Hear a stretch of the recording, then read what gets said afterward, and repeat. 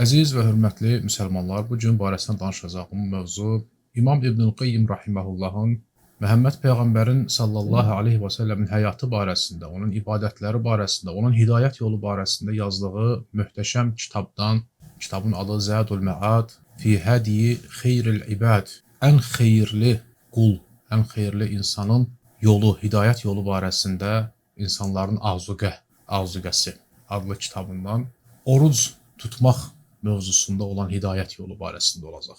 Məhəmməd Peyğəmbər sallallahu aleyhi və səlləmin oruç tutmaqdakı hidayət yolu, orucdakı məqsədlər, hikmətlər və orucun insana qazandırdığı faydalar barəsində. Bismillahirrahmanirrahim. Elhamdülillah və salatu və salamu alə Rasulillah. Əmmə bə'd. Əziz və hörmətli müsəlmanlar, oruç tutmaq ibadətində özünə məxsusiyyətlik var. Həm o orucdakı məqsədlər, o oruç tutmaqdakı hikmətlər, insanın ac qalmasında, susuz qalmasında, insanın öz halal işlərdən imtina etməsində, yaxınlıq və s. kimi şəhvətlərindən, halal şəhvətlərindən və həmçinin də oruc tutanlara Allahın qiyamət günü verəcəyi savab baxımından oruc başqa ibadətlərin hamısından fərqlidir. Düzdür, Allahın, aləmlərin Rəbbinin oruç tutanlara verəcəyi savabı özündən başqa heç kəs bilmir. Lakin bu məqsədlər və hikmətləri barəsində alimlər danışıblar. Orucun məqsədindən danışırıqsa, oruc insanın nəfsini şəhvətlərdən saxlamalı, onu adət etdiyi pis vərdişlərdən ayırmalı, şəhvətin gücünü tənzimləməlidir ki, qul özünün ən böyük səadət və nemətə tərəf, axirətə, Allahı görməyə, cənnətə qazandıran şeyləri tələb etməyə hazır olsun. Onu əbədi həyat üçün nəfsi tənzimləyəcək əməllərə, onları qazanmağa hazır etsin. Aclıq, susuzluq insanın iti nəfsini, hisslərini, şəhvətini, coşğunluğunu, çılğınlığını azaltmalıdır. Aclıq insanı başqa miskinlərin, kasıbların ac halını xatırlatmalıdır. Yemək və içmək yollarını daraltmaqla şeytanın qul üzərindəki yollarını daraltmalıdır. Bədən üzvlərinin gücünü, qüvvətini həm bu dünyasında, həm də axirətinə zərər verəcək şəkildə sərbəst buraxmaqdan saxlamalıdır. Hər bir üzvü, həm bədən üzvünü, həm bədənin gücünü, qüvvəsini cilovlayıb saxlamalıdır. Allahın istədiyi tərəfə yönəltməlidir.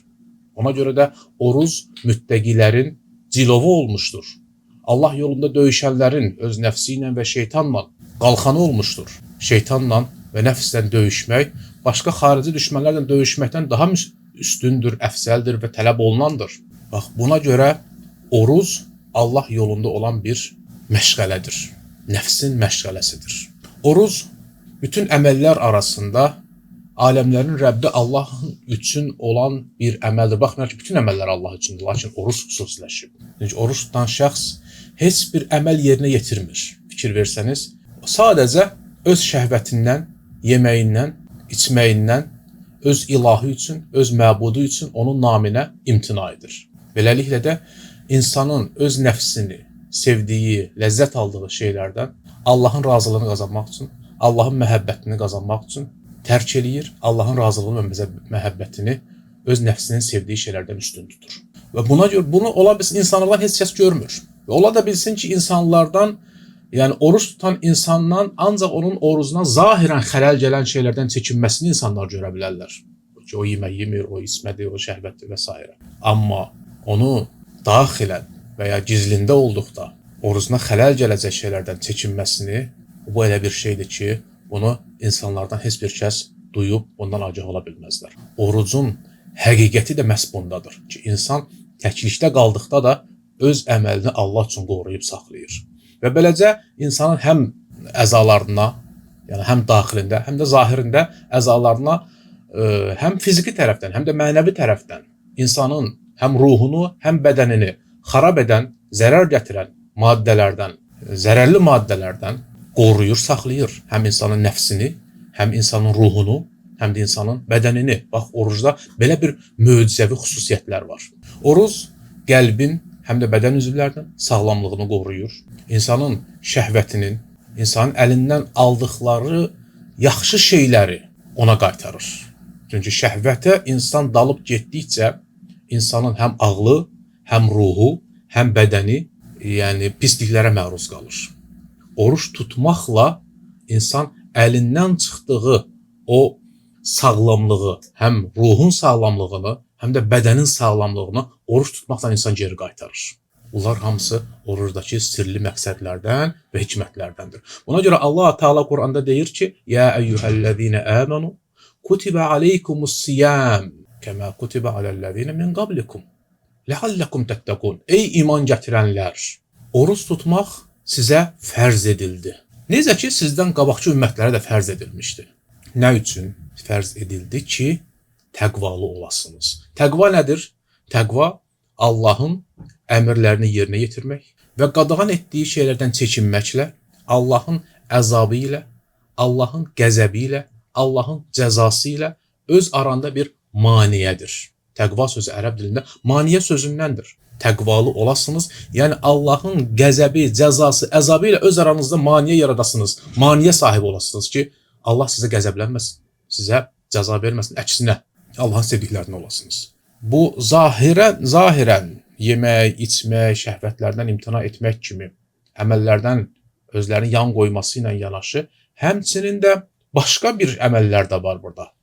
Qeybət etməmək, pis söz danışmamaq, cahillik etməmək, günah etməmək birbaşa olaraq insanı mənən təmizləyir. Səhih Buxari və Səhih Müslimdə Əbu Hureyranın hədisində Məhəmməd Peyğəmbər, Allahın ona salamı və salavatı olsun, demişdir ki, oruc qalxandır. Yəni, oruc insanı həm dünyada günahlardan, həm də axirətdə oddan qoruyur. Yenə Səhih Buxari və Səhih Müslimdə Abdullah ibn Məsudun radiyallahu anh hədisində Allah Rasulü sallallahu aleyhi və səlləm evlənmək istəyib, lakin evlənməyə gücü çatmayan cavanlar barəsində demişdir ki, evlənməyə bacaran, gücü olan evlənsin. Gücü çatmayanlar isə oruç tutsunlar. Çünki oruç tutmaq insanın şəhvətini qıran, yəni birbaşa olan vasitədir. İnsanın şəhvətini azaldır. Bütün bunların hamısından məqsəd budur ki, orucun faydaları, oruç tutmaqda olan faydalar, hər bir sağlam ağıl, düzgün fitrət sahibi tərəfindən açıq aydın müşahidə olunduğuna görə Allah Teala onu öz bəndələrinə bir rəhmət, özü tərəfindən ehsan və qoruma vasitəsi və həmçinin də qalxan olaraq şəriət qoymuşdur. Oruç tutmaqda Allahın rəhməti var. Oruç tutmaqda Allahın insanlara yaxşılığı var, ehsanı var. İnsanlar o oruç tutmaq ibadətini lazım olduğu formada yerinə yetirməklə Allah onlara rəhmət qapılarını açır. Onlar Allah üçün imtina etdikləri şeylərin müqabilində Allah onlara özü tərəfindən geniş razılıqlar, günahların bağışlanması, eni yerlər və göylərdə olan cənnətlər yazması və həmçinin də o orucda insanlar üçün, oruç tutanlar üçün bir qalxan, həm günahlardan, həm də cəhənnəmin odundan bir qalxan etməsi, bütün bunlarla orucu Allah Teala insanlara şəriət olaraq yazmışdır. Buna görə də Məhəmməd Peyğəmbərin sallallahu aleyhi və səlləmin oruç tutmaq yolunda olan hidayət yolu insanların təcrübədən keçirdikləri yolların içərisində ən kamilidir. Məqsədləri əldə edən ən əzəmətli yoldur, orucun məqsədlərini və həmçinin də nəfsə ən asan olanıdır. Ona görə biz baxsaq ki, oruç tutmaq nə vaxt fərz olundu? Oruç tutmaqda bir çətinlik var. İnsan özünə halal olan yeməyindən, içməyindən və şəhvətindən ayrılması insanın nəfsinə çox çətin gəlir. Və bu çətinliyi nəzərə alaraq, bu ağırlığı, bu çətinliyi nəzərə alaraq orucun vacib edilməsi sonraya ertələndi, sonraya saxlandı. İslamın ortalarına getdi çatdı. Nə vaxt ki, insanlar artıq tohiddə, namazda onların nəfsləri bu ibadət növlərini yerinə yetirməyə alışdı. İman onların qəlblərinə ağuşuna aldı, bürüdü. Artıq dünyəvi şeylərdən çəkinmək insanlar üçün asanlaşdı.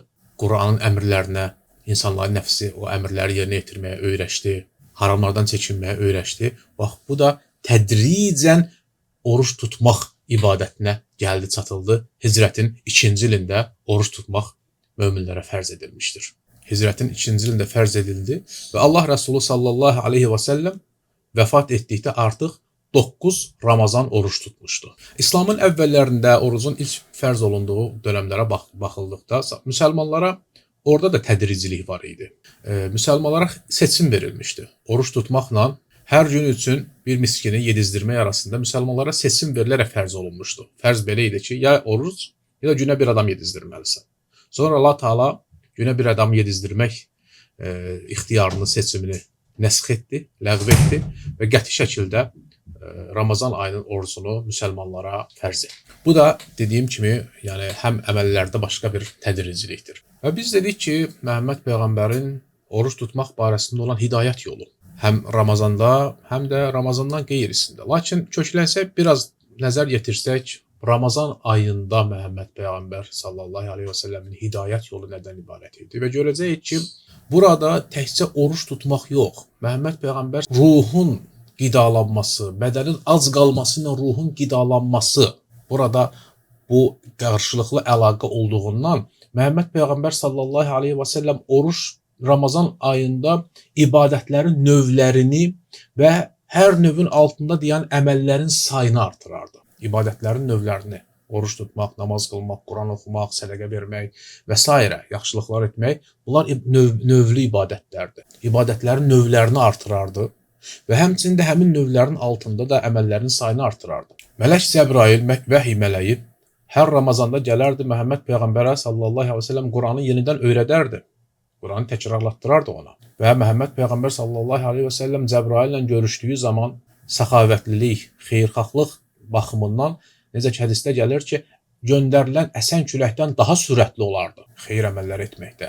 İnsan təbii ki, Məhəmməd Peyğəmbər sallallahu aleyhi və səlləm insanların içərisində ən səxavətlisi, ən cömərdi idi. Lakin Ramazan ayında xüsusən də bu öz yerini tapırdı və burada Allah Rəsulu daha çoxaldardı. Sədəqə vermək, yaxşılıq etmək, Quran oxumaq, namaz qılmaq, zikr etmək, Ramazanın son 10 gününü etikafa girmək və bəzən də bundan da artığını.